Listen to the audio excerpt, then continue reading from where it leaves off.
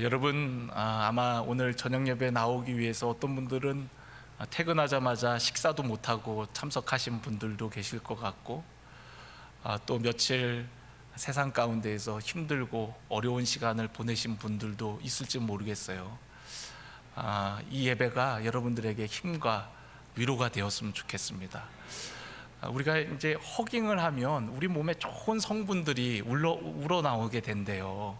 근데 우리가 누군가와 이렇게 안으면 제일 좋겠지만 혼자서도 이렇게 안을 수가 있다고 합니다. 그래서 이렇게 안고서 오늘도 수고했어 이렇게 한번 자기 자신을 한번 칭찬하고 토닥여 봤으면 좋겠어요. 네, 부부는 안아도 돼요. 장로님, 김광태 장로님 왜 쑥스러워하시면, 부부는 서로 안아도 괜찮습니다. 그래서 여러분, 오늘 하루도 너무 애쓰셨고 또 은혜의 자리를 사모함으로 이 저녁에 함께 예배드리는 여러분들 한 분 한 분을 주님의 이름으로 축복합니다. 오늘은 예수 임마누엘이라는 제목으로 함께 은혜를 나누려고 합니다. 성탄절은 하나님의 아들이 인간의 몸을 입고 이 땅에 오신 것을 기념하는 절기입니다. 그리스 로마 신화에도 신이 인간의 모습을 하고 내려온 이야기들이 많이 있어요. 그런데 예수님의 사건은 그런 신화와는 비교가 안 되고, 또 예수님이 이 땅에 오신 사건은 역사적 사건이었어요. 그리고 사람들이 만들어낸 그 신화와는 완전한 질적인 차이가 있죠. 신들은 인간 위에 군림하기 위해서 인간의 몸을 입고 온 로마 신화의 이야기와는 완전히 다르게, 우리가 믿는 예수님은 바로 우리를 섬기시기 위해서, 또 우리를 위해서 죽으시기 위해서 이 땅에 오신 하나님의 아들이시라는 것이죠. 하나님께서 인간의 몸을 입고 오신 사건을 가리켜서 우리가 성육신이라고 합니다. 19세기 덴마크 철학자였던 키에르 케고르라는 사람은 이 성육신의 진리를 우리에게 좀 더 쉽게 이야기로 설명해 주었어요. 그 이야기는 어떤 이야기냐면, 어느 농촌 소녀와의 사랑에 빠진 왕의 이야기입니다. 비천한 소녀를 사랑한 왕이 있었어요. 그녀에게는 왕가의 혈통도 없고 어떤 공식적인 제대로 된 교육을 받은 일도 없습니다. 그리고 집은 너무나도 가난하여서 제대로 옷도 걸치지 못했어요. 누더기 옷을 입고 조그만한 오두막집에 사는 소녀였어요. 그러나 이 소녀를 왕은 사랑을 하게 되어진 거죠. 사랑에 빠진 왕은 이 사랑의 마음에서 어떻게 헤어나올 수가 없는 거예요. 그러나 왕으로서는 고민이, 어떻게 하면 이 여인에게 나의 사랑을 전해줄 수 있을까, 나의 마음을 표현할 수 있을까, 그게 고민이었어요. 신하들이 왕이 그렇게 고민하는 모습을 볼 때 조언을 하는 거예요. 왕이시여, 그냥 왕께서 명령하시면 그 여인은 왕의 그런 하인도 될 수 있고 또 부인도 될 수 있는데 뭐가 그렇게 걱정이십니까? 라고 얘기를 하는 거예요. 그렇지만 그렇게 힘으로 얻는 그런 사랑은 진정한 사랑이 아니라고 왕은 생각을 하는 거죠. 또 다른 신하가, 그러면 왕이시여, 그 여인에게 많은 그런 하사품을 주고 또 신분을 높이셔 갖고, 그래서 왕이 그 여인과 결혼하면 되지 않겠습니까?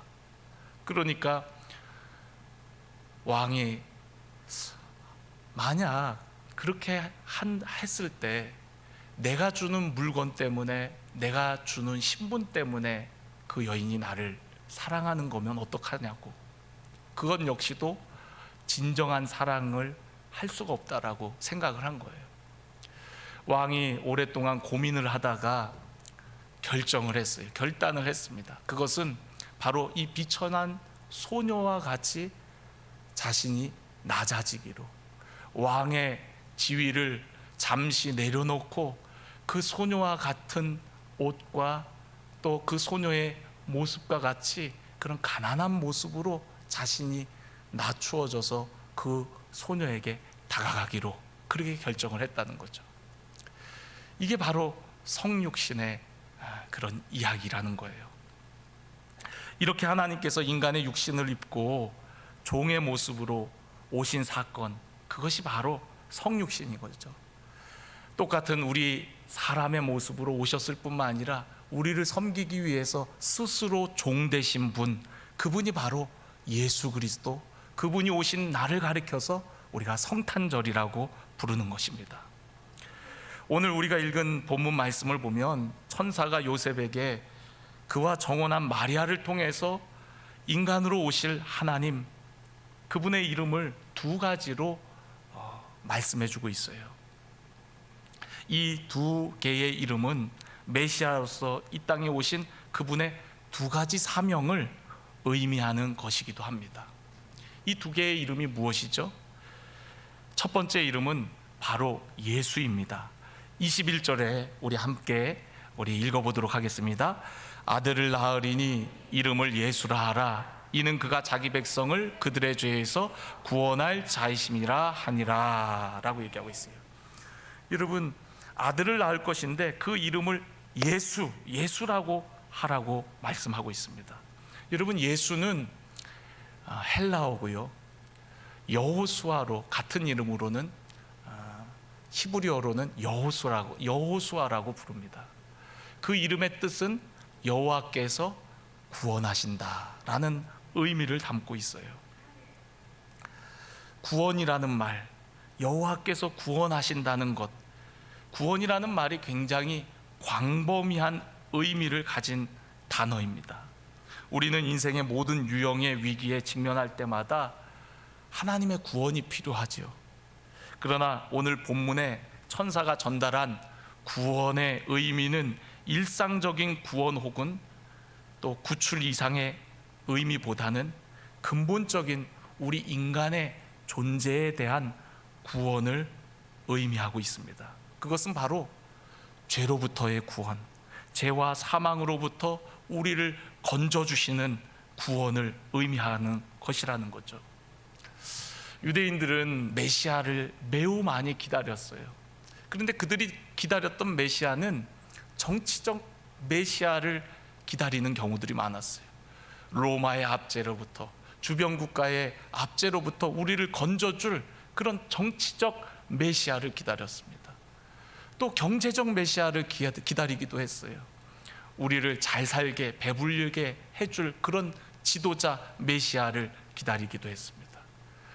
또 사회적 메시아, 사회적 불평등으로부터 우리를 건져주실, 구원해줄 그런 메시아를 기다리기도 했습니다.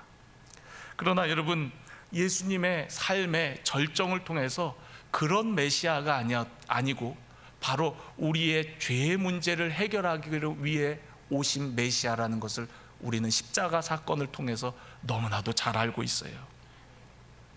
예수님께서 그분의 생애 가장 절정의 순간에 자신을 내어드림으로 십자가를 지시게 되어집니다. 그리고 그 십자가에서 온 인류의 죄를 다 짊어지시고 우리를 위해 죽으심으로 죄의 문제를 다 해결하신 분, 그분이 바로 메시아 예수, 우리의 구원자라는 것이죠. 죄의 삭은 사망입니다. 하나님의 진노를 우리는 피할 수 없는 존재들이었어요.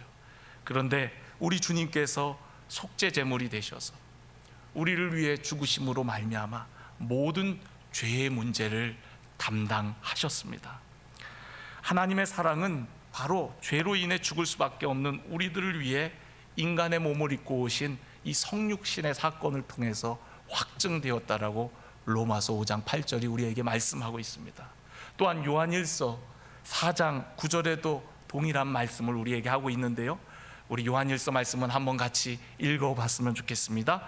하나님의 사랑이 우리에게 이렇게 나타난 바 되었으니 하나님이 자기의 독생자를 세상에 보내심은 그로 말미암아 우리를 살리려 하심이라. 사랑은 여기 있으니 우리가 하나님을 사랑한 것이 아니요 하나님이 우리를 사랑하사 우리 죄를 속하기 위하여 화목제물로 그 아들을 보내셨습니다. 아멘.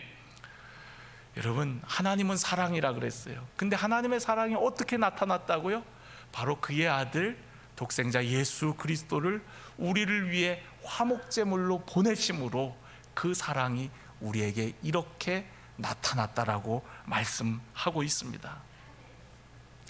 만약 하나님이 인간에게 가장 필요한 것이 지식이었다면 하나님은 우리에게 훌륭한 교육가를 보내셨을 거예요. 만약 인간에게 가장 필요한 것이 육체의 건강이었다면 정말 탁월한 의사를 보내셨을 겁니다. 우리에게 먹고 사는 것, 돈이 필요하였다면 하나님은 사업가를 우리에게 보내셨겠죠. 그런데 하나님이 보내신 분은 우리의 구원자, 죄로부터 우리를 구원하실 어린 양 예수 그리스도를 우리에게 보내주셨다는 거예요. 여러분, 오늘 그분으로 인하여 우리가 죄 사함 받고 구원 받음을 여러분 믿습니다. 오늘 우리가 예수, 예수, 예수 그렇게 부를 때마다 우리를 구원하시는 분, 우리를 죄와 사망에서 자유케 하신 분, 그 예수, 그 이름의 의미를 기억하며 그분의 이름을 부르는 우리 모두가 되기를 간절히 원합니다. 또한 그분의 또 다른 이름이 있습니다. 오늘 여기 23절 우리 한번 같이 읽어보도록 하겠습니다. 보라, 처녀가 잉태하여 아들을 낳을 것이요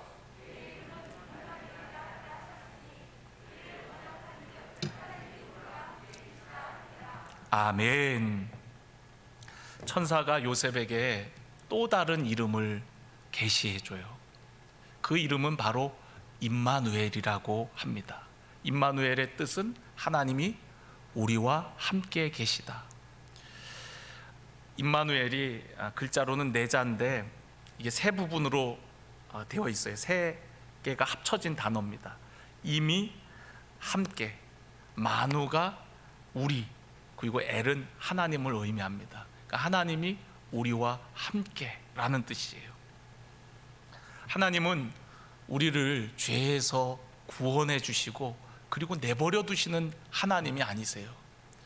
이스라엘 백성들이 애굽 땅에서 구원받고 출애굽하고 나서 너희들 이제 구원해 줬으니까 알아서 가나안 땅까지 가라 이렇게 말씀하지 않으셨어요.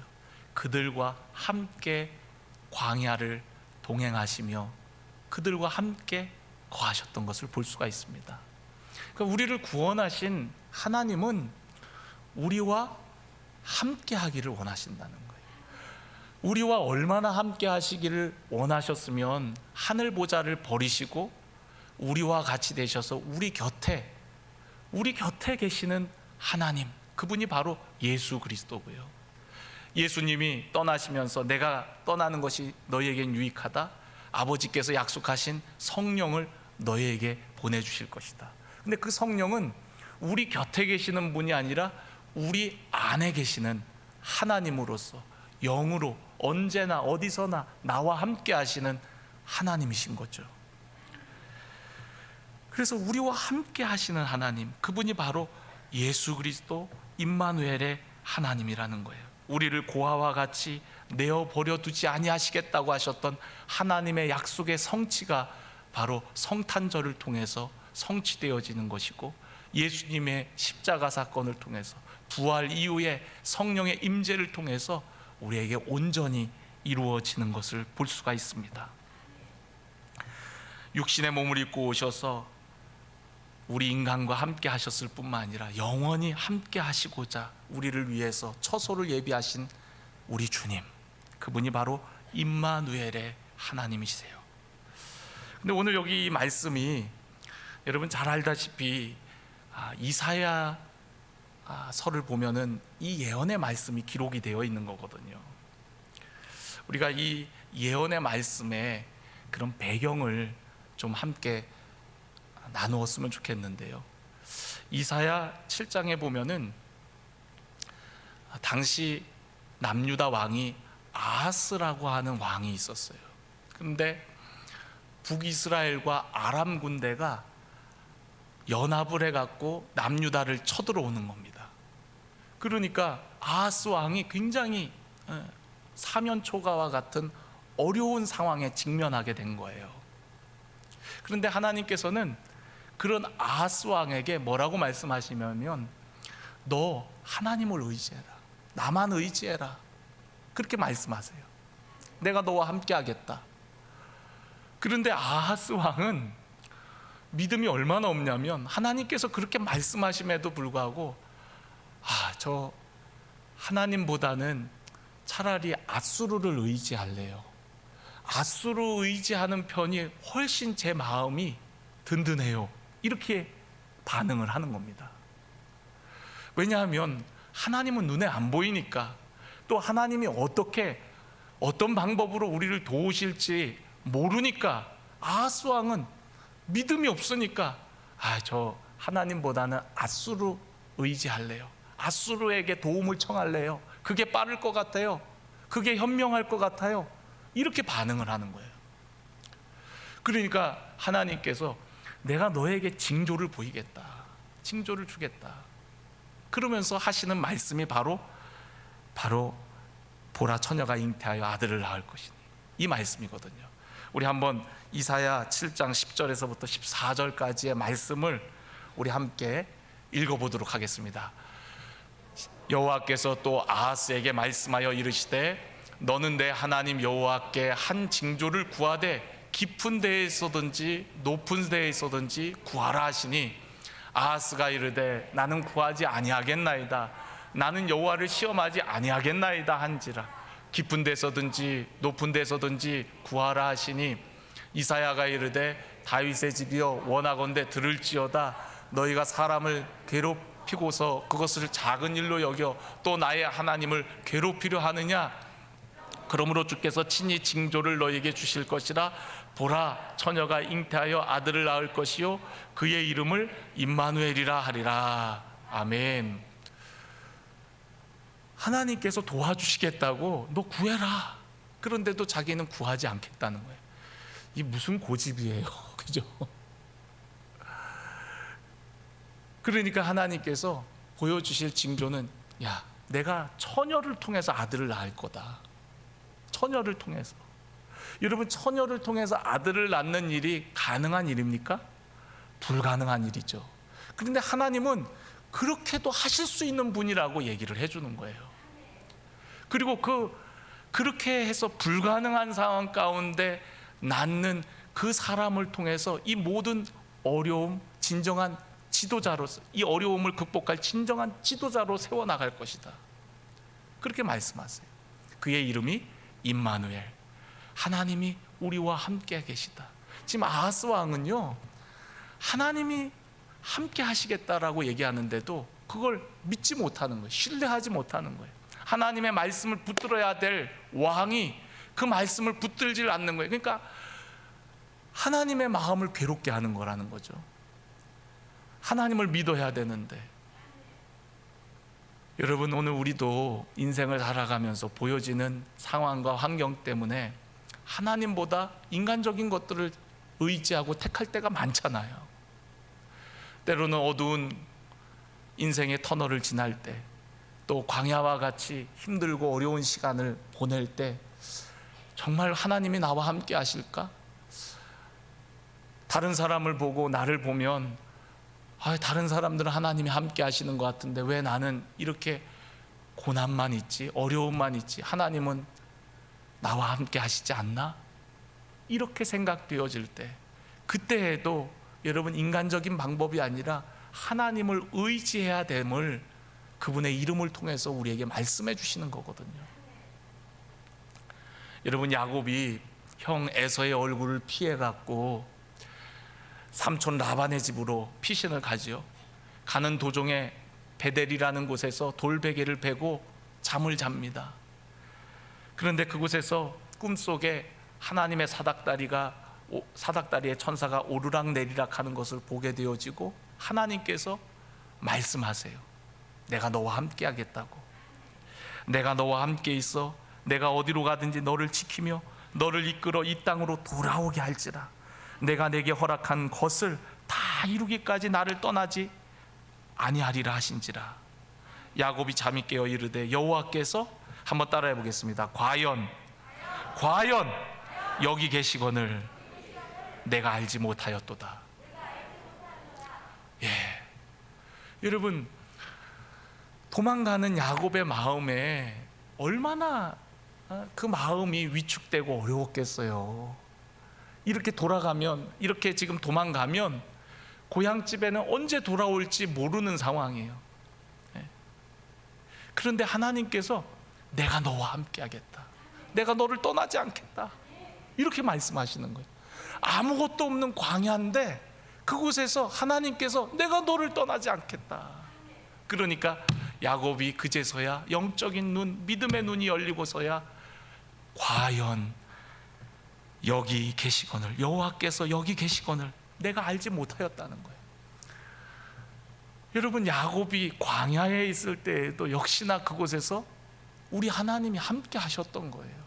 광야와 같은 세상을 걸어갈 때 혼자라고 느껴질 때가 많아요. 근데 그때에도 역시나 하나님이 나와 함께 하시는 분인 줄 여러분 믿으시길 바랍니다. 그분이 바로 임마누엘, 우리 주님이실 거예요. 예수님 십자가에 죽으시고 3일 만에 부활하셨지만 엠마오로 가는 두 제자는 도무지 믿겨지지가 않았어요. 굉장히 실망하고 낙심한 가운데 엠마오로 가는 도중에 우리 주님께서 그 두 제자와 동행하십니다. 같이 가면서 말씀을 풀어갖고 그리스도가 왜 고난을 당하시고 죽으셔야 되는지 그런 모든 말씀을 풀어갖고 이야기해 주셔요. 그리고 같이 떡을 뗄 때에 이분이 바로 주님이시구나 하는 것을 깨닫게 돼요. 그리고 주님은 호련히 사라져 버립니다. 여러분, 엠마오로 가는 그 제자의 마음은 실망과 낙심이 가득했어요. 그런데 여러분, 그런 길 가운데에도 우리 주님 함께 하셨다라는 거예요. 여러분, 예수님께서 승천하시면서 제자들에게 뭐라고 약속하시죠? 내가 세상 끝날까지 너희와 항상 함께 있으리라. 여러분, 그 함께 하겠다라고 하는 약속, 그것이 바로 임마누엘이에요. 여러분, 그분은 예수님만 의미하는 것이 아니라, 여러분, 우리가 구약성경 창세기부터 쭉 읽어보면 우리와 함께 하시고자 하는 하나님의 이야기로 가득한 것을 볼 수가 있습니다. 두려워하지 말라, 내가 너와 함께 합니다. 놀라지 말라, 우리에게 분명히 약속하셨어요. 여러분, 오늘 여러분의 인생 여정 가운데 우리 주님 늘 함께 하시는 줄로 믿습니다. 길을 갈 때에도, 차를 탈 때에도, 엘리베이터 안에서도, 또 집에서도, 화장실에서도, 어느 곳에서나 임마누엘의 하나님, 언제나 나와 함께하는 하나님, 분명히 함께 하신다고 약속하신 그 주님, 여러분, 오늘 그 주님을 바라보시면서 오늘도 여러분의 삶 가운데 어떤 상황과 어려움이 펼쳐진다 해도 여러분 염려하지 마시고, 아하스 왕처럼 인간적인 방법을 구하지 마시고, 여러분, 오직 하나님, 오직 주님만 의지하며 나아가시는 우리 반석교회 사랑하는 성도 여러분들이 되시기를 주의 이름으로 축원합니다.